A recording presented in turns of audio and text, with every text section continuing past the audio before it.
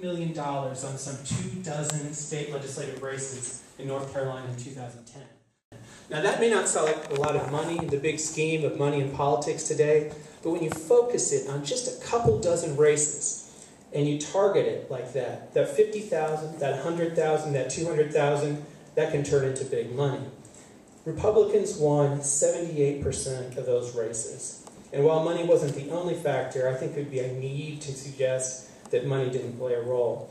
In fact, we looked at one of the Senate races in the mountains, the state Senate races, where Pope spent over $260,000, the Pope's groups spent over $260,000 to defeat the incumbent, Senator John Snow. Now, if anybody knew State Senator John Snow, he was a very moderate Democrat. He had actually been rated as one of the most conservative Democrats by the Civitas Institute. But they knew that they had to get him out of the way if they wanted to take over the state legislature. And so they flooded the race with money, and Snow ended up losing by just over 100 votes. So we'll never know exactly how much variety wholesalers gave to those three groups, because two of them, Americans for Prosperity and Civitas Action, aren't required to disclose all their donors, right? But what is on the record shows that Variety spent more than $500,000 in funding those three groups, as well as the Republican State Legislative Committee, which turned around and gave millions to Real Jobs NC. And that leads to the third source of money in the Pope network, and that's the Family Foundation. Pope is chair of the John William Pope Foundation, a foundation with more than $140 million in assets. And he has used his leadership in that foundation to pump tens of millions of dollars into openly conservative groups and right-wing causes. And what's interesting is that for years, the Pope Foundation didn't seem to want to own up to its ideological agenda. You know, as recently as last fall, when asked by the Raleigh News and Observer about how much money goes to these political causes, Pope responded, it's a mere fraction of the money that goes out of the Pope Foundation. Well, if you consider 2/3 or 70% a mere fraction, then he was accurate, because that's closer to the mark.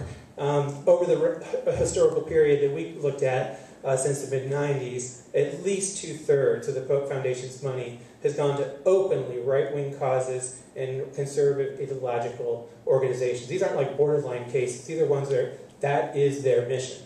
And so that's where the money goes. And today, Pope's Foundation money accounts for 90% of the income of the leading conservative groups in North Carolina.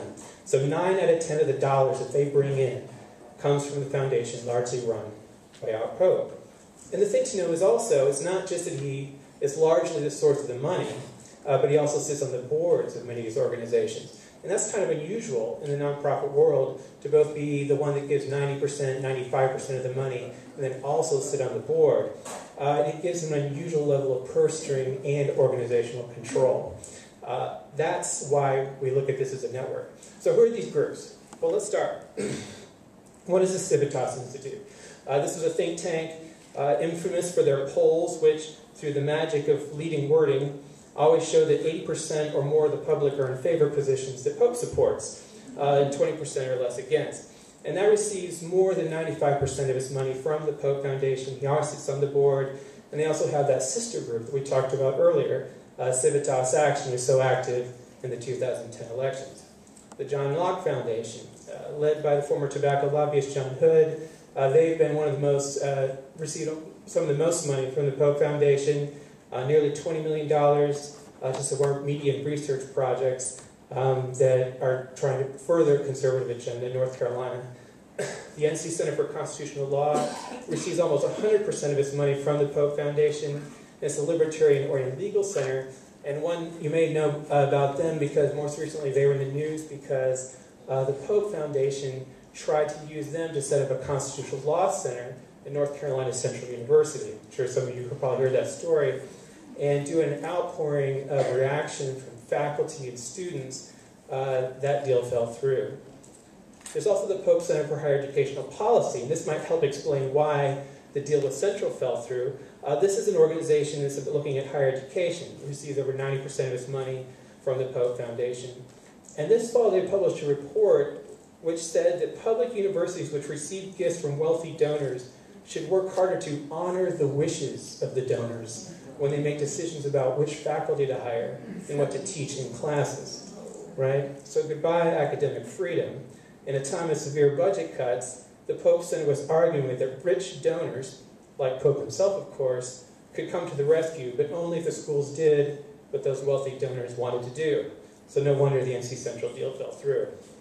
There are others like Capital Monitors, a Raleigh media outlet, was almost entirely funded by Pope's Foundation, and that disappeared when Pope pulled the plug on it. There's the Foundation for Ethics in Public Service, which launched an advocacy group for transparency, which is largely funded by Pope's Foundation as well. And then on a national level, I think a lot of people are starting to learn about Pope's role in terms of state politics in North Carolina. But also at the national level, there's groups like Americans for Prosperity, which is usually thought of being a Koch brothers group, but Pope has been a key junior lieutenant in the leadership of that organization for a long time. So some people call him Koch Jr. Pope is a regular invitee of the Koch's billion-dollar club gatherings at exclusive resorts, Colorado and California. The Pope Foundation funds many of the same groups as the Kochs do, like the Cato Institute, Heritage Foundation, the Reason Foundation. And together they're the leaders of Americans for Prosperity, which is one of the biggest conservative attack groups in the country. And Pope's Foundation has given more than $2 million to the Americans for Prosperity Foundation, and he's also the leader of the four-person group of board of directors of the AFP itself. So that gives you a sketch of Pope's empire and the money that's driving it. And it also helps you understand why Pope is called the single biggest political operative in North Carolina politics. It's not just because of the personal wealth, it's not just because of his corporate wealth, and it's not just because of the foundation wealth. It's the fact that all of those together are an orchestrated network that's able to mobilize around issues and influence the public debate in the state. And it's also helpful to know that much of the agenda that we see out there in North Carolina politics is pushed as a result of this network and echo chamber funded by our Pope. And I think that's why the secrecy that's kind of surrounded our Pope has really hidden the degree to which he influences this network and this agenda, and why we have to have events like this teaching. So for example, how many parents in Wake County knew that Pope was called the architect of the campaign to take over the school board in 2009 and eliminate the county's landmark diversity policy? How many people who care about air pollution and climate change know that Pope's Foundation has funded more than $20 million into groups that try to undermine the scientific consensus around climate change, and recently led attacks on climate scientists at public universities? How many people know the whole business model behind Variety Wholesalers is really to try to base the stores like Rose's and Maxway, to base those stores in majority and predominantly African American and low-income communities? So how many of those shoppers know that their money is used to fund a campaign for new voter restrictions in North Carolina, including a photo ID bill that could disenfranchise thousands of low-income and African American voters? And also about the close relationships between groups like Americans for Prosperity and Tea Party Express. And I don't know who here has heard of the group Tea Party Express. This is one of the most notorious of the Tea Party organizations. They had to kick out the director for openly racist statements that were made in 2010. I don't know if you remember, during the debate over health care reform, there was that awful caricature poster of Obama as a witch doctor that said Obamacare beneath it. Yeah, well, when a doctor in Florida put that up in front of his office, everybody complained about it. What did Tea Party Express do? They made that guy lead speaker at their big campaign rally in Florida. Well, this is a group that Americans for Prosperity did events with, dozens of events, while these controversies were happening. We're doing these events across the country. With a group which, a lot of other Tea Party groups were trying to distance themselves from them. Americans for Prosperity was doing the opposite thing. Pope calls himself a libertarian, but he's definitely at odds with the Libertarian Party on at least one issue, and that's gay marriage.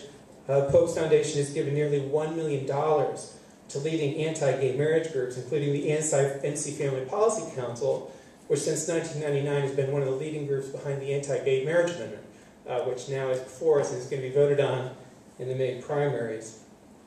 And I think one of the most important things to know about Pope and his agenda is how much of it is geared towards preserving the power of the 1%. And I think, and I'll close with this example, North Carolina is known nationally for its kind of landmark campaign finance laws. We have a clean elections program, which says that you don't have to have a lot of money to get in politics. that you're just starting out, and you can get some big, small donors to show that you have some support. You'll get a public grant that will level the playing field. This is considered a real landmark piece of legislation nationally for clean elections, getting big money out of politics. And one of the big benefits of this program is it lets everyday people run for office, not just people with deep pockets. Well, Pope's organizations and Pope himself have been one of the most vicious opponents of this program, right? They've been the ones trying to get it funded in the state legislature, trying to get it off the books, state policy. But I think of all people, Pope should know better.